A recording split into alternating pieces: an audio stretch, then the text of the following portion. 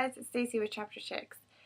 I'm going to get a couple things out of the way. When I put up my new rating scale videos, a couple people asked me to do a comparison on book reviews I've already done.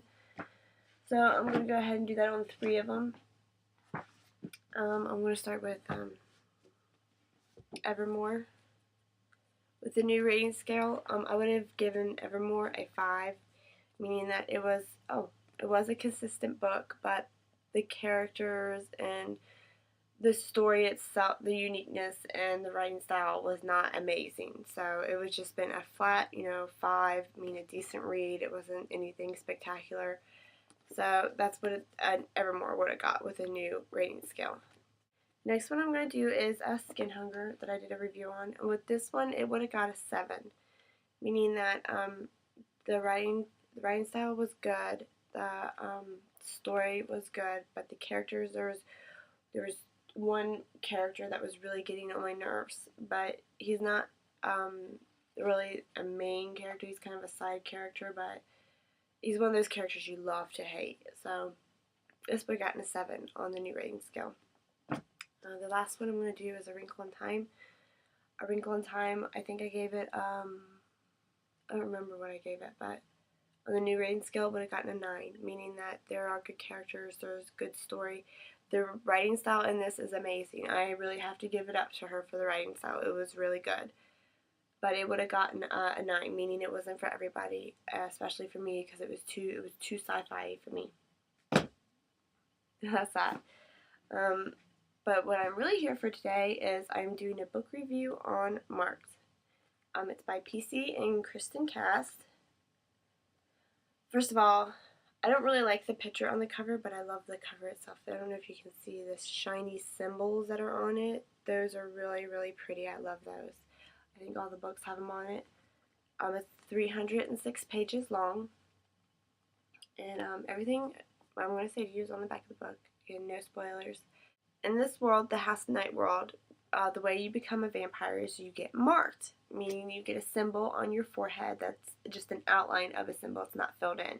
Usually the older vampires are the the people who are vampires are the ones who have their marks filled in additional tattoos. So Zoe Redbird, she's really not happy in her life. She kind of feels lost. She doesn't have supportive friends or supportive family, so she's really just not happy in her life, and she doesn't realize that she's not happy. So one day she gets marked by a vampire, which means when you are marked, you have to go to the House of Night. If you don't, you die. So again, her family and her friends, when they first find out about it, are just not supportive at all. They just shun her, basically. Her family is really religious and really big hypocrites, so they are just not supporting her at all. So she goes to the House of Night.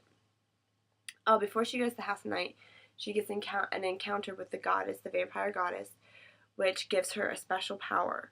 So when she wakes up, this mark that she just received is filled in. This has never happened in vampire history. So when she goes to the vampire school to make friends and try to start a new life, she's already a freak because her mark is filled in and people are staring at her because of it. She just feels like an outsider. But it's a really good book. I definitely recommend it. It's kind of like a guilty pleasure book, meaning that it's just fun. There's no deep meaning. There's no deep meaning to it. I mean, it's just fun. It's light. You can tell that when the mother is writing, when the daughter is writing, because you can tell the differences. But I really liked it. I would give it an 8 on the new rating scale, meaning that the characters, her group of friends that she meets in this book are amazing. I would love to have a group of friends like that. They are just such cool characters. I love them. And the characters were good. The storyline was good because, again, you're thinking, oh, another vampire story. I mean, what else can people do with vampires? But it's like a vampire finishing school, and it's very different from anything that I've ever read, so I really liked it. And so, yeah, the uniqueness was good, the characters were good, but the writing style was lacking. There's no amazing parts in this book where you're reading it and you just have to reread it again because it's just like, wow, that was so well written. But that doesn't happen in this book. I think it's because there's 2 different authors. oh, again, they are a mother-daughter team. I don't know if I said that already, but I think that's a really nice thing that this mother and this daughter just did this project together. I think that's amazing. But I think there's 5 out in this series. I'm definitely going to continue on with the series. I already have, I think it's Betrayed is number 2. That's the one I'm reading right now, and then Chosen's the 3rd one, and the 4th one is Untamed. The 5th one is Haunted, and I think there's a 6th one out. I'm not sure, and I don't think the series stops there. So definitely a fun, light, guilty pleasure. It doesn't take very long to read. I would definitely recommend it. I really liked it. It's really fun and light. So if you're looking for something that's not heavy or complicated, I would definitely pick up this book if you just want a fun read. And that's just what it is. It's just a fun read.